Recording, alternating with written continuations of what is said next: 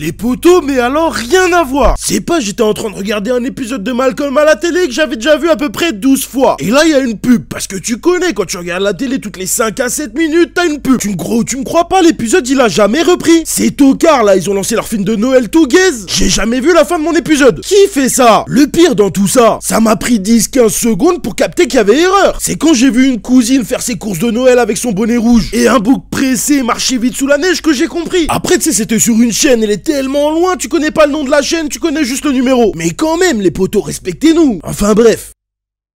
Les potos, comment ça va? Il y a un petit moment de ça, je vous ai expliqué que j'ai découvert Hunter x Hunter récemment. Et je vous avais dit également que j'en ferais bien une vidéo. Le moment est venu, mon poteau. Un peu de contexte avant de rentrer dans le vif du sujet. Je vais te redire ce que j'ai déjà dit. J'ai commencé à regarder mes premiers animés ou à lire mes premiers mangas il y a une vingtaine d'années. Notamment avec ce qui passait à la télé à l'époque. En revanche, je dois te le dire, il y a des mangas populaires, je les ai découverts ces 5-7 dernières années. Comme One Piece et Bleach par exemple. Et du coup, le dernier en date que j'ai pris le temps de regarder de bout en bout, c'est Hunter x Hunter. Je dois admettre, et en vrai je sais pas trop pourquoi, que j'avais quelques a priori dessus. Et ben mon poteau, je dois te le dire, j'ai pris une queue là. Hunter x Hunter c'est genre vraiment bien. Ah oui, maintenant j'ai regardé que l'animé, et donc je suis pas habilité pour parler en détail de cette œuvre. Alors je vais juste expliquer pourquoi pour moi, l'arc des fourmis chimères de Hunter x Hunter est une masterclass.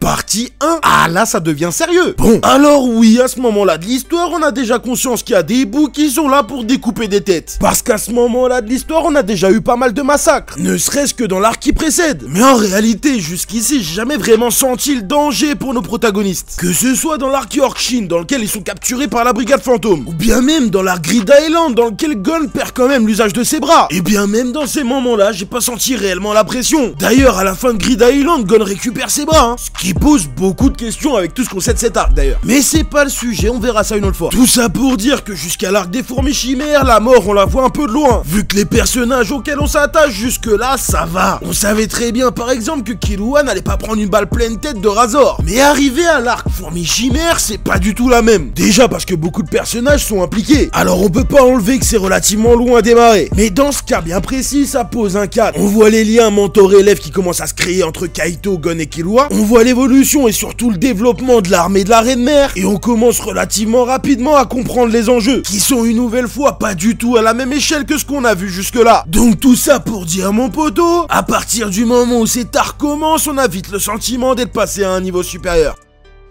Partie 2, le monde des costauds Hunters. Parce que oui, clairement, cet arc ne laisse pas la place aux Hunters faibles. On le voit notamment avec Pokuru, Panzu et leur clique. C'est d'ailleurs à travers eux qu'on comprend la gravité de la situation. Théma comme ils se sont fait masser. Jusqu'à Pokuru, il a contribué contre son gré à l'évolution des fourmis chimères. Et attention, c'est pas les seuls, hein. Parce qu'on le voit aussi avec Gon et Killua. En tout cas dans la première partie. Trop faible, ça rentre à la maison. Poto, là on parle de vrai bail. On peut aussi parler de Nov. De Poto là, qui se souvient de ce qu'il a dit à Killua lorsqu'il a fui Nefelupito. Ah, le karma l'a rattrapé, hein. Le cause, il en a perdu ses veuches. Et ce qui est dingue, c'est que malgré tout, il a continué sa mission. Enfin, il l'a adapté, mais il est pas parti en courant, tu vois ce que je veux dire. De toute façon, il avait pas le choix, son pouvoir, il est beaucoup trop important pour la mission. Là où c'est intéressant, c'est que tous les protagonistes de cet arc apportent à leur manière. À titre personnel, je regrette un peu le traitement de Kaito. Parce qu'en vérité, on le voit venir. Le mentor du personnage principal qui se sacrifie, qui va engendrer une évolution du protagoniste, tout ça on connaît. Mais ce qui m'a profondément déçu, on n'a pas vu son combat. Alors si c'est le cas, ça sert à rien de me dire que dans le manga on le voit. T'es précisé mon poteau que j'étais un anime. Mais en vrai je pense pas, y avait pas de raison de faire ça. En plus je pense que je comprends l'idée si c'est un choix. Ce moment là il est sûrement fait pour qu'on comprenne la puissance écrasante de Pito. Sachant que ça faisait à peu près 3h15 que Kaito skiait littéralement sur la tronche des autres merguez. Parce que clairement quand Neferupito apparaît on comprend que les autres c'est des merguez. Mais mon poteau, y avait une attente sur Kaito, on voulait le voir se taper à fond. On voulait connaître tous ses numéros. Bon du coup quand on connaît la suite on aura sûrement l'occasion de le voir bien plus tard, mais c'est dommage. D'ailleurs, c'est aussi pour ça que je te disais précédemment qu'il n'y a pas de place pour les faibles dans cet arc. Même s'il y a des fourmis chimères lambda qui arrivent à se démarquer plus tard, notamment grâce au pouvoir de Youpi. Et c'est très bien parce que dans l'eau, il y en a qui sont intéressants, mais on y reviendra plus tard. Ce que je veux dire, c'est qu'à partir du moment où les choses sérieuses commencent, globalement, à partir du moment où Neferupito sort de son cocon, il y a un grand ménage qui est fait. Que ce soit par Gon, Killua et Kaito, ou bien par Nov, Moro et Netero. C'est bien pour ça que selon moi, c'est à partir de cet arc que les choses deviennent sérieuses. C'est à partir de cet arc qu'on comprend qu'on a beaucoup à perdre.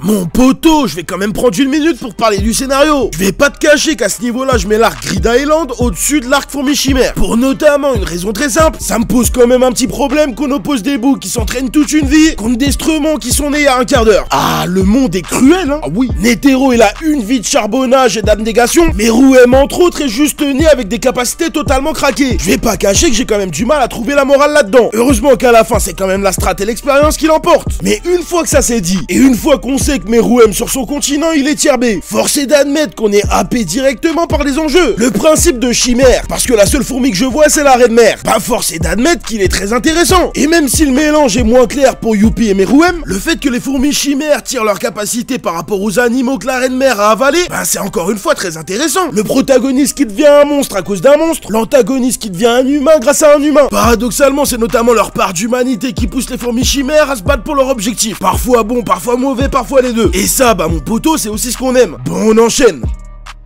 Partie 3, maintenant on va parler plus en détail des personnages. Et je préfère te le dire tout de suite mon poteau, c'est peut-être à partir de ce moment-là qu'on va commencer à avoir des désaccords. Parce que malheureusement, je vais être très clair tout de suite, hein. Pour moi, Meruem, c'est surcoté. Et que ce soit clair, mais bon, on n'est pas des tocards. Je parle pas de puissance. Évidemment que Meruem est le personnage le plus puissant de cet arc et de loin. Je parle bel et bien de développement. Pour moi, il y a clairement beaucoup de personnages qui sont mieux développés que Meruem dans cet arc. Et d'ailleurs, en réalité, quand on parle du développement de Meruem, il est lié à Komugi. Il est lié à Poufou et Youpi, mais on en parle pas assez. Mais surtout, selon moi, c'est toujours bon de le préciser parce qu'il y a des tocards parmi vous qui n'ont toujours pas compris qu'il y a une part d'interprétation quand on regarde des mangas. Son développement, il est lié à Netero. Et ça, moi, je trouve que ça n'a pas suffisamment été souligné. Parce que les potos, on va se le dire tout de suite, hein. Mais Rouem, il a perdu contre Netero, que tu le veuilles ou non. Et si on peut clairement dire qu'il a perdu, c'est justement parce qu'il était bien plus fort que Netero. C'est pas mon problème s'il a pas utilisé son naine. Le véritable problème, c'est qu'il a sous-estimé la détermination de Netero. Il a pas imaginé une seule seconde que ce dernier était prêt à tout pour le dézinguer. Alors symboliquement, même si Netero a estimé qu'il avait gagné vu qu'il lui a donné son prénom et que c'était le deal, hein, le fait est qu'il est quasiment mort à la fin de ce combat et totalement mort un peu plus tard dans l'œuvre. Donc le fait est que Netero a éliminé Meruem. Et c'est justement ça qui est cool dans Hunter x Hunter. Tout n'est pas que puissance. Et ce combat va bel et bien dans ce sens. D'ailleurs en réalité Meruem il a perdu un sacré paquet de fois. Sa réelle puissance vient plutôt du fait qu'il évolue et s'adapte très vite. À l'image par exemple de son lieutenant Youpi, qui est pour moi un très bon personnage. Ce qui est étonnant avec Youpi, c'est que dans toute la première partie, il est invisible. Le bug, il est là, hein. On le croise de temps en temps, mais il n'y a absolument aucun développement. En tout cas, à peu de choses près jusqu'à ce que la bataille commence. Par contre, il prend vraiment en importance par la suite. Donc globalement, on peut le dire, il passe déjà de personnage useless à brute sans profondeur. De brute sans profondeur à antagoniste intéressant, puis finalement on apprend qu'il est extrêmement loyal à sa team, puis à son boss, et en plus on se rend compte qu'il a de l'honneur, sachant que son naine à lui aussi est totalement craqué. Neferupito, quant à elle prend une trajectoire plus ou moins intéressante. En réalité, on peut presque dire qu'il y a deux pitos dans cet arc. Je vais pas te mentir, mon poteau, celle de la première partie, elle m'a fait transpirer. La pression qu'elle met à son arrivée, elle est totalement dingue. Il y a quand même un enchaînement d'actions de sa part qui est relativement flippant. Quand elle ressent Pokuru caché sous les os, quand elle le torture pour en savoir plus sur le naine, quand elle apprend quasiment tout ce qu'il y a à savoir en se servant de livres, jusqu'au moment où elle attaque Kaito, et même encore après quand elle le transforme en pantin, c'est à cause d'elle que je te disais avant qu'on passe à un autre niveau là. Maintenant, on peut critiquer la trajectoire qu'elle prend ensuite. Enfin, en tout cas, moi, je peux pas te mentir, je suis un peu déçu de la trajectoire qu'elle prend ensuite. Parce qu'elle est pas loin de disparaître pour laisser la place à l'antagoniste que moi, je trouve le plus intéressant, soit Poufou, en fait. Je suis honnête avec toi, mon poteau, pour moi, c'est lui le meilleur antagoniste de cet arc. Bon, en vrai, je pense que tu comprends pourquoi je dis ça. Donc, je vais pas trop développer, sinon la vidéo va faire 1 heure. Et peut-être que j'en ferai un sujet dans une future vidéo. C'est globalement lui qui fait de son mieux pour assurer la suprématie des fourmis chimères. Et plus précisément, pour assurer la suprématie de son roi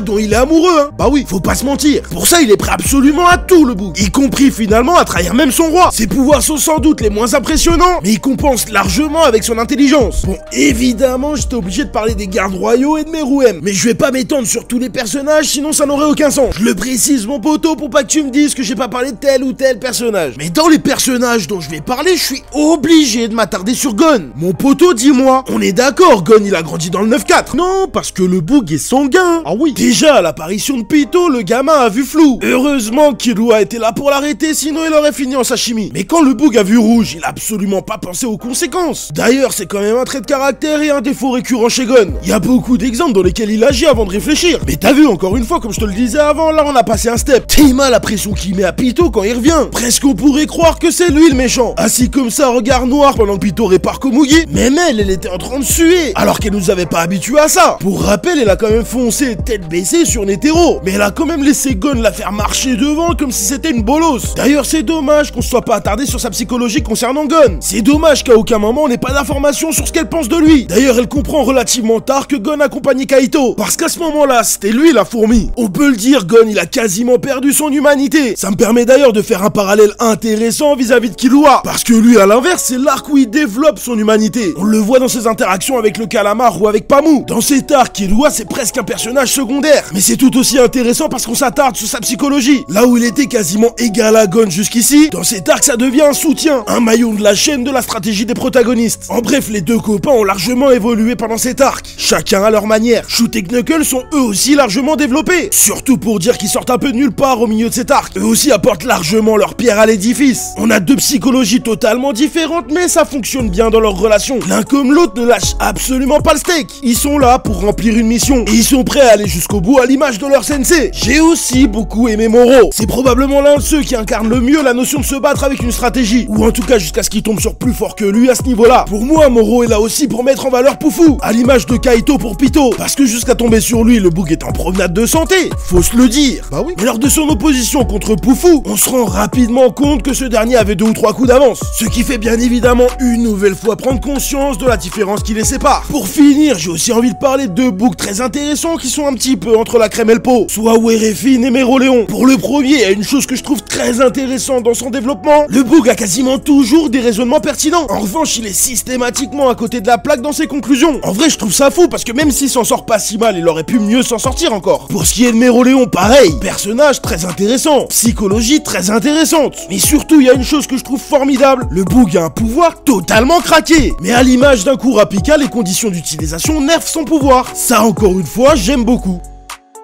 Dernière partie, questions et réflexions en vrac. Parce que oui mon poteau, il y a plusieurs moments sur lesquels je voulais revenir. Mais je voulais pas que ça fasse trop compact, donc on va en parler rapidement maintenant. Déjà, on n'en parle pas assez. Comment ça les fourmis chimères, elles sortent de leur cocon habillées, frère? Ah ouais. Non mais je me pose la question. Parce que les poteaux, déjà ils sortent de là, ils sont adultes, ça choque personne. Mais j'ai vu, il y a un boug, il est sorti, il avait des TN. Après je dis ça, mais tranquille. Comment ça, Gon, il est aussi naïf que ça? Il était là quand Kaito il s'est fait couper le bras. Ça l'a pas interpellé quand il l'a retrouvé en meuble Ikea, recousu de partout, avec son vieux globe oculaire là qui voulait snatch-av, et surtout avec ses 2 bras. D'ailleurs, blague à part, je trouve ça intéressant en vrai que nous on sache qu'il est mort depuis le début. Même si l'image de Nefelupito assise avec sa teuté entre les genoux, elle est un peu malaisante. Mais en vrai, ça rajoute un truc au scénario et surtout ça nous rappelle que Gon c'est un enfant. Donc effectivement, il est naïf. Sinon, vraie réflexion qui va se transformer en question, est-ce que Knuckle était la bonne personne pour profiter de façon optimale du pouvoir de Méroléon? Pour être honnête, j'en suis pas certain. J'ai l'impression par exemple que le pouvoir de Shoot aurait été plus adapté. Dis-moi en commentaire ce que t'en penses mon poteau. Pourquoi Netero n'a pas engagé Silva et Zeno pour plus que ça? Vu qu'ils tiennent à leur réputation, sûrement qu'ils auraient accepté. En vrai, il aurait au moins pu leur demander d'éliminer un des 3 gardes, histoire de se rendre la tâche un peu plus facile. Voilà, c'est tout ce que je voulais rajouter. Mon poteau, abonne-toi, fais pas le rat. Bah oui. Surtout si cette vidéo sans aucune prétention t'a plu. N'hésite pas à me donner ton avis concernant cet arc en commentaire. Surtout si c'est constructif. Comme tu le sais, j'ai une tendance à m'attacher plutôt au développement des personnages. C'est pour ça que j'ai axé cette vidéo notamment sur ça. Parce que clairement, Hunter x Hunter nous gâte à ce niveau-là. Sinon, prochainement, je risque de sortir quelques vidéos sur Full Metal Alchemist Brotherhood. Voire même si cette vidéo t'a plu, je peux te parler de mon arc favori dans l'attaque des titans. Si t'as envie de t'exprimer à ce niveau-là, libre à toi mon poteau. En attendant, cette vidéo arrive à son terme. J'espère qu'elle t'a plu et je te remercie de l'avoir regardé. C'était le pilier du renard. À la prochaine. 神が破れるはずがない。立てよ、ドクターオーバー。